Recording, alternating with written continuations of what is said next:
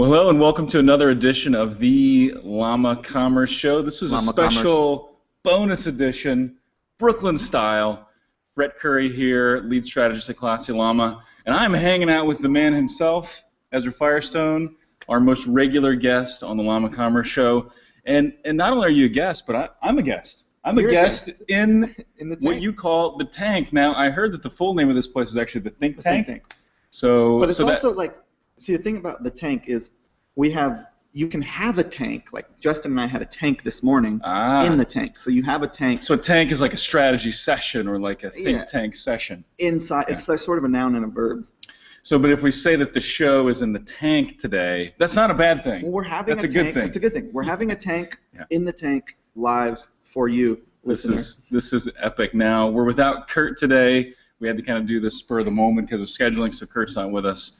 But it's going to be a lot of fun. So we are talking about today how to create a sales funnel for e-commerce. Now this is something, we've got a lot of friends in the information marketing business. You do a lot of information marketing where you're selling training, courses, events, things like that. Yeah. Sales funnels are very common in that world. So if you're trying to get someone to sign up for an event, it's typical to create this entire sales funnel.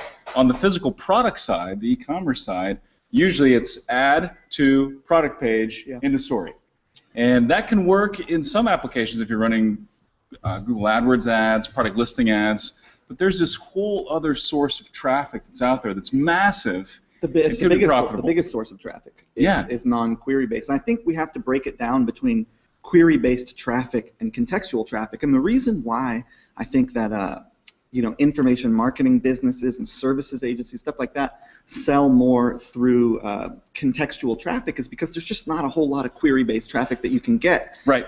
People aren't really looking for how to run Facebook ads. You know what I mean? Like Facebook ad course. Right. No one's typing that in really. You don't really have that opportunity, so you're forced to leverage contextual traffic. And the difference between, we may have talked about context and query on the show a little bit. Yeah. The difference is like, query-based traffic is someone is actually out there typing in a query on like a channel like Google or Amazon or Yahoo or Bing. They're like, look, or a comparison shopping engine. They're querying for something, and then you display that thing to them. You don't need sophisticated sales funnels for that because they're already looking for it. Someone types in portable stove or camping stove, and you sell a camping stove. And then it's just about a really nice product listing, a detail page, and social proof on that page, and a good description, and that kind of stuff. Well, there's a lot of nuance there. I mean, it's got to be the right product page. You got to give people confidence. We had an episode about product detail pages, right? And that episode that we did, if you didn't catch it, we did an episode all about our best product detail pages and what we've come up with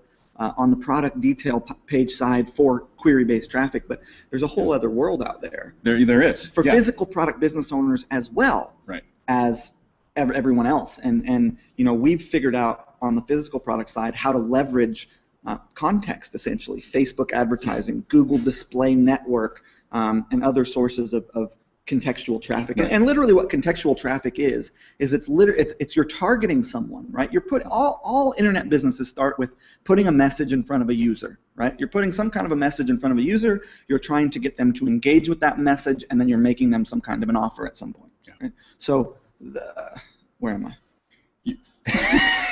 I do want to back up for just 1 second though, because you were talking about the product page, like a successful product page. Yeah. So you've got to go back and check out that episode. Of all the people I know in e-commerce, you are probably the best at creating a winning product page, and you're always testing and you're always working. So you got to get that product page right. So check that out. But yeah, what you're talking about here is finding someone who is likely interested in your product, but they're not maybe to the point of making a detailed query about that. Yeah, you just have context on them. And platforms like Google and Facebook give us what's called multi-data point contextual targeting. So when I got into the game with contextual targeting 7-8 years ago, all we knew about someone was the web page they were visiting. So we knew, like, these people are on a web page about cats, we can serve them a cat-based ad. Well, now with Facebook and stuff like that, we know we have more data points on them, so we can contextually target them based on more demographical data points, like how old they are and what gender they are and what they're interested in and what their purchase behavior is and what pages they like. So we can leverage all those data points to put a relevant message in front of them, which allows people like us who are physical product business owners to be able to get that type of advertising to work in a way that we couldn't 5 years ago. Right. Right. And one of the things we've been talking about, Kurt and I have been interviewing a few people who are really good at mining customer data. So finding your core buyers now, who are already your loyal customers, and figuring out what they're like. What do they look like? How do they behave? Who are they?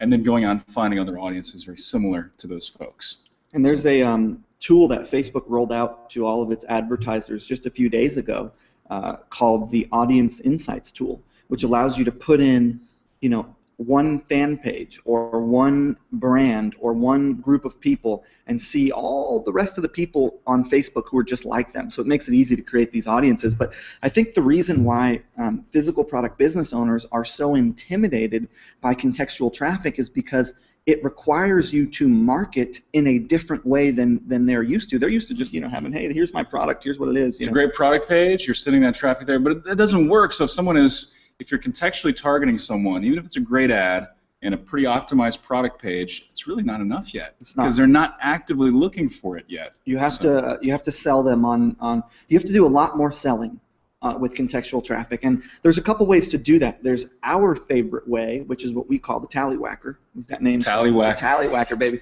The tallywhacker. I love the Ezra Firestone nickname. You got a nickname for everything. It makes it fun. You got the Brooklyn Scramble. The Brooklyn Scramble. I like that. Cross-country hound dog. Cross-country hound dog. A tallywhacker.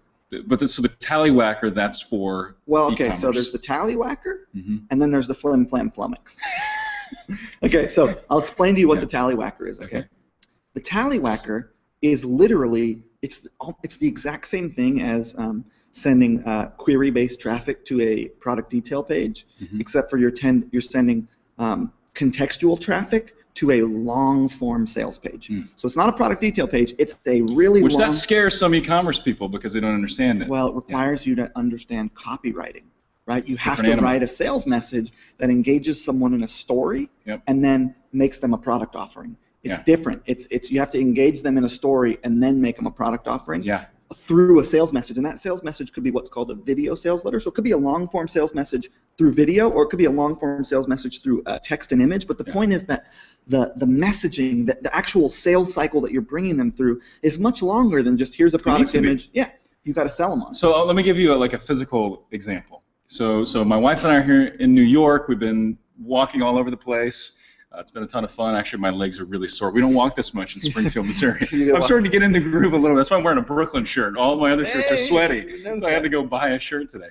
But we were in Times Square last night, and so all kinds of street vendors there, right? So no one goes to Times Square, or most people don't, saying, I think I'm going to buy a picture for my house from a street vendor when I get to Times Square. They don't think that. Right. They're just going to eat food. They're going to see all the lights. They're going to watch people, whatever. But they're walking by, and you see this guy making these cool spray paint paintings. You're engaged. You're like, what's going on? You walk up and see him. He's talking about what he's doing. There's this whole experience going on. Yeah. That's kind of like the long-form sales letter. Exactly. So you get drawn in, but now you got to see the story. You got to see what this thing is all about. Yeah. So there's a whole lot of science behind how to craft a winning sales message. And we don't really have to get too much into how to write a sales message, but there's a lot of stuff out there. There's one guy who's got like a 12-step formula that you can Google. You can Google 12-step sales letter formula and you'll find it. Yeah. There's some guys in the information marketing space who I do a lot of partnership stuff with who put out a course called the Video Sales Letter Formula, which teaches you how to write video sales letter. But the point is that if you're going to leverage contextual traffic, what you're going to want to do is drive people to some kind of a long-form sales message, and then here's the other thing. You're going to want to have it go through not a traditional e-commerce shopping cart. You're going to want to have it go through an information marketing shopping cart, because a traditional e-commerce shopping cart doesn't let you do what's called post-purchase one-click upsells. And if we're spending money through context to generate a buyer, it's more expensive to generate a buyer through contextual advertising. So you need your average order value. That's why most people don't do it. Right.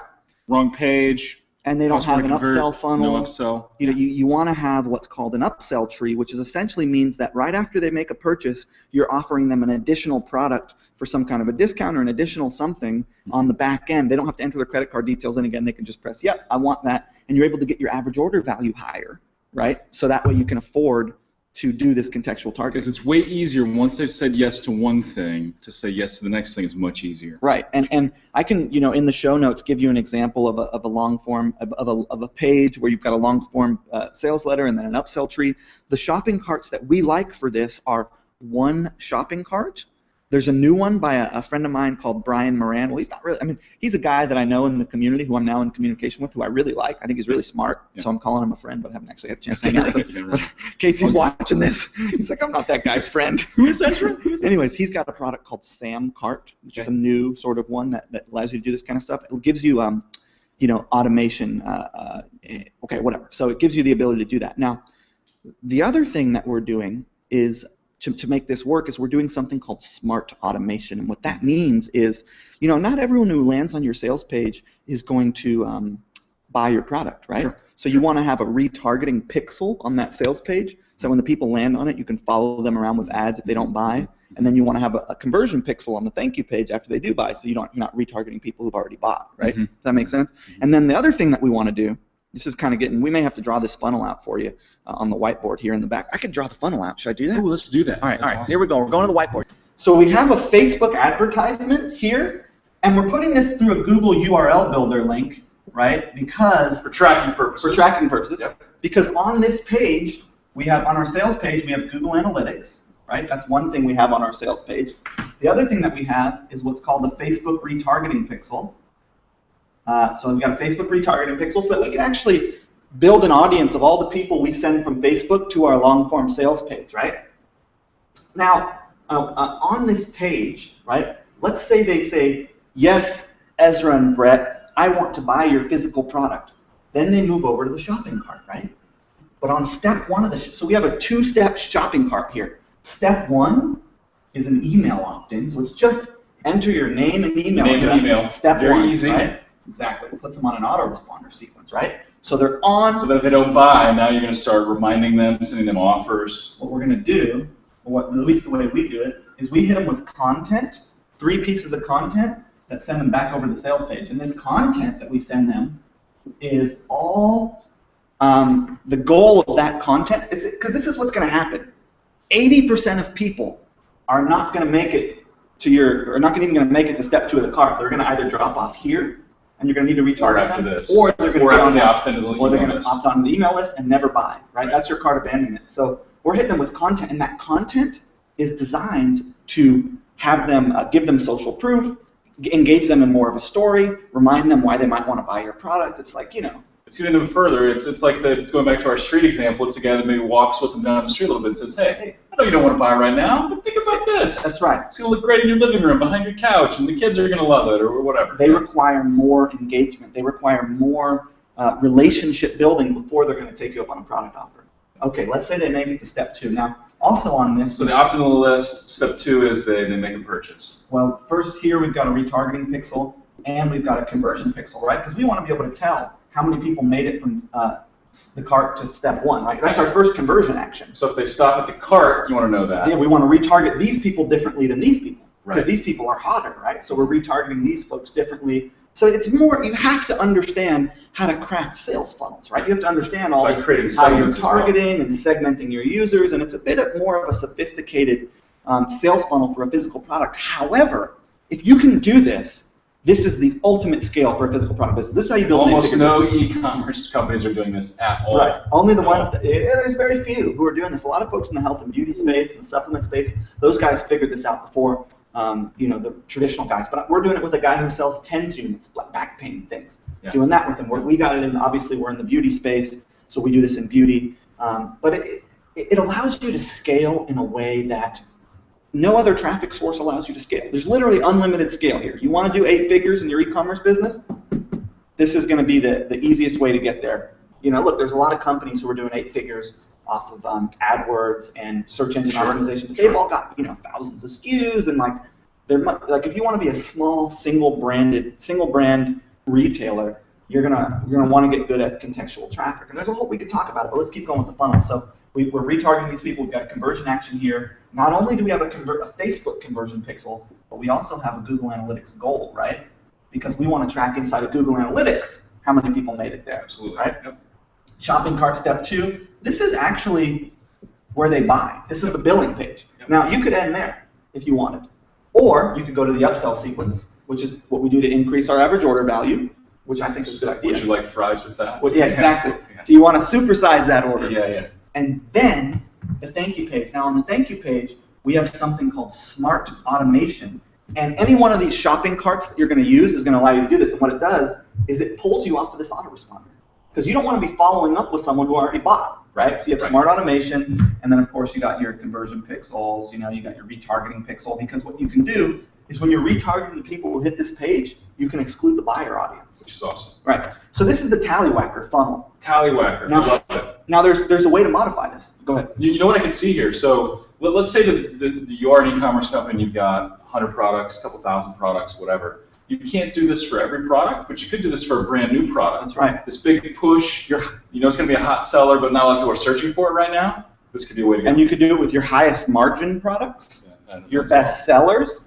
And then, the way that we modify this funnel is we might go from Facebook right over to a pre-sale page, which is just a content page. Mm-hmm. So we just send them to content, just an article, just a long-form article to engage them in a story. Doesn't even offer a product. All it does is get them excited and engaged in a story, and then we allude to a product. So we say, hey, there's this crazy thing that's going on with the government right now, and there's this big thing happening in the United States where they're putting this one chemical into all of the foods, and it's really hurting people. High fructose corn syrup, right? It's in everything, and the government knows about it. Diabetes is a big issue. Well, we found this thing that really helps with that. You can check it out here, and then that will take you to your sales page. And then the other thing that you can do is, you could have an opt-in here, like you could do a lot of stuff. This is the most straightforward funnel, just Facebook to a sales message to your cart. But we also sometimes do Facebook to a pre-sale page, So gotcha. When do you determine whether you take that Facebook traffic and send it to a pre-sale page versus to? Well, your whole business as a contextual advertiser who's selling a physical product hinges right here on this sales message. If you can't get a sales message to convert, you will not be successful. It's all about that sales page. So we always run to the sales page first to get the conversion, to test it and tweak it. It takes us a month or two to dial in an offer. We might spend $5,000 on ads, testing until we get one that works. And then we might mess around with the funnel around it, but it's all about that sales message. Okay, so that's the Tallywhacker. So again, I really feel like this is going to be a stretch for a lot of people. A lot of physical product businesses, this is going to be a little bit outside of their comfort zone, but I think it's worth it. And I love your advice where you start with high margin product, best seller, something that you know is going to convert. Here's the other option. Test it to your buyer list. You got a list of customers?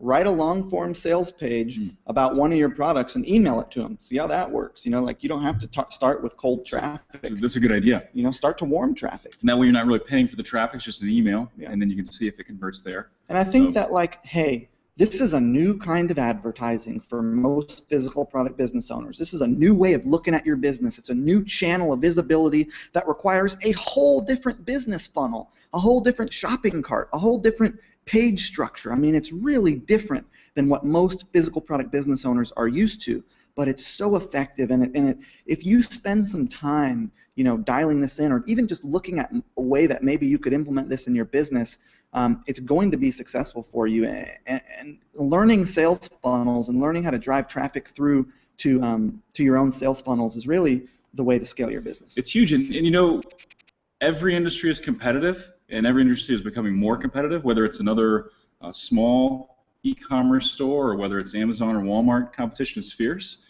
And one thing we run into, because we manage a lot of AdWords campaigns, is with some of our clients, some of their most profitable campaigns, they're at like 92, 95% impression share for that campaign, meaning there's not a whole lot else, not many more eyeballs they can get with that campaign.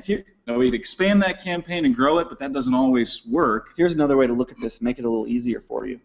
What you can also do is go from Facebook to a long-form sales page to your Amazon listing, which will convert way better than your own shopping cart. Really so you could drive cold media from Facebook over to a long, because people are like, well, hey, Ezra, how am I going to sell a kitchen knife? Who wants to read a long-form sales page about a kitchen knife or whatever, right? Yeah. It's going to be hard to sell a kitchen knife through your own cart, but if you've got a nice long-form sales page about how that kitchen knife is so awesome and how they can get 10% off at Amazon, now they go to Amazon, they're buying your product full price with a 10% discount, you're profitable, you're driving cold media to a full-price product, you're just doing it through Amazon. Because Amazon converts at, what, up to 25%, something crazy like that? Up to 25% from traffic that comes from inside Amazon. Gotcha, okay. But from outside Amazon, it's a little more difficult, which is why you need that pre-sale page. Sales letter. Now, what about, because I know you do a lot of video work. We love video. We believe in the power of video as a sales tool.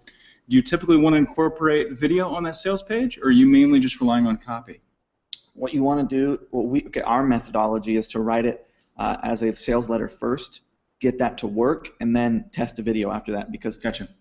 It's much easier to test text and image. You can tweak it and change it all the time. Once you record a video, man, now you're, it's just... Yeah, it doesn't work. You got like a couple weeks maybe to change it. So you find that message that works and create a video version of that. Yeah, and see how that goes. Split test those two. But I think you really want to start with that long-form sales message and read some copywriting books. There's a lot of copywriting books out there, Yeah, I was looking on your desk, The Ultimate Sales Letter by Dan Kennedy. That's an awesome one. Yeah, I've read that one. I got a bunch of books over there.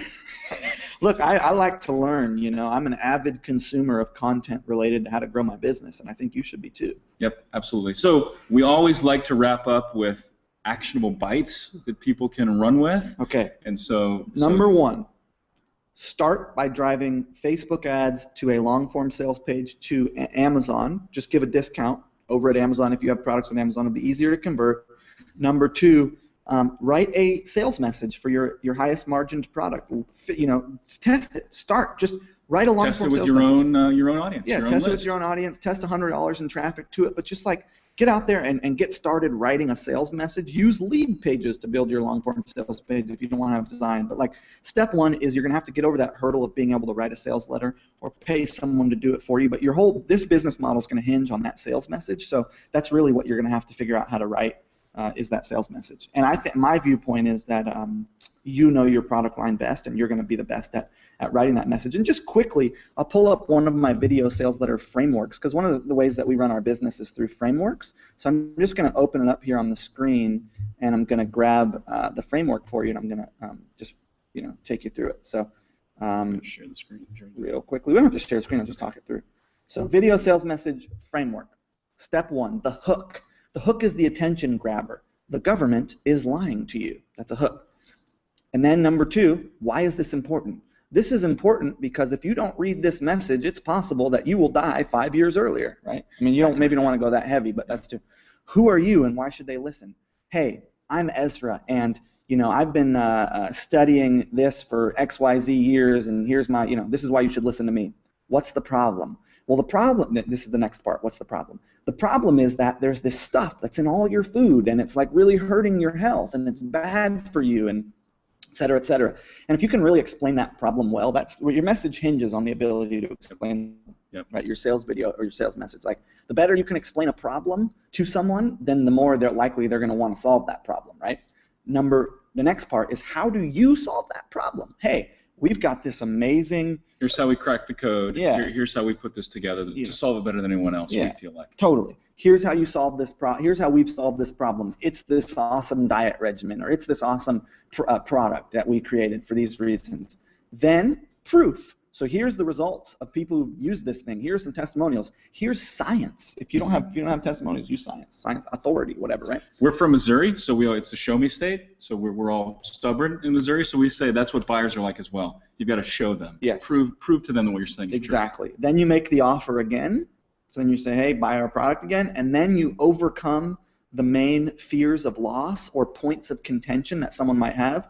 Hey, if you're thinking this might not work, here's why it will. Hey, if you're thinking that we're not legit, here's why we are. Hey, if you're thinking that you don't have enough money for this, here's why you do. Or, whatever. Then you just do a guarantee. We guarantee that this thing is going to work for you or your money back, and then you close it. And that's a really strong structure or framework. Awesome. I love it. I think this is so powerful, Ezra, because if a traditional e-commerce business can find at least a couple of products that they can sell profitably via this traffic source, they can really ramp up. They can really scale this puppy up. It's going to take a lot more work in the beginning than it would, say, to set up PLAs or Google Shopping ads and a great product page. It's going to take more work up front, but it can be hugely profitable in the end. Yeah, I mean, it requires you to hold someone in a sales cycle for longer, right? You need more time with them to sell them because they weren't looking for the thing. You just need a longer sales cycle, and that's why we talk about one of the things that we didn't tell you is we also include webinars, like when they opt into that autoresponder sequence. I send 3 pieces of content. Yeah. Well, if they don't buy after 3 pieces of content, I'll hit them with a webinar. What's a webinar? It's essentially the video sales letter. Just it's just like so. We use these sales techniques that get people exactly. It's a live event to engage with our stories and our offers, and you can do it too. It's actually not as difficult as it sounds. It takes a little bit to get your head wrapped around it, but you can really do this, and we're here to help. It can happen. That's awesome.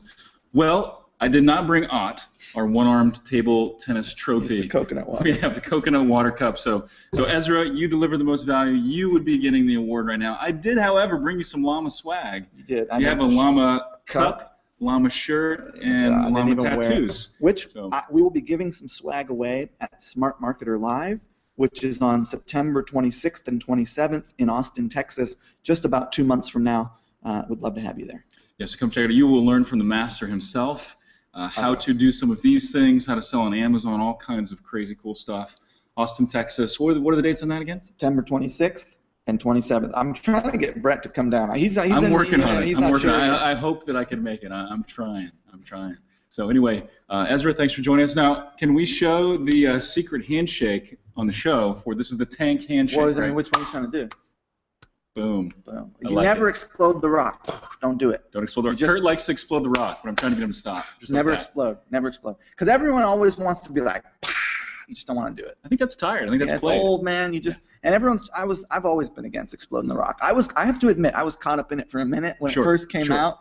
Everybody gets caught up in a fad every now and then. But then I just realized you can't explode. Awesome. Ezra, thanks, man. Thanks, everybody, for joining us. And as always, stay classy.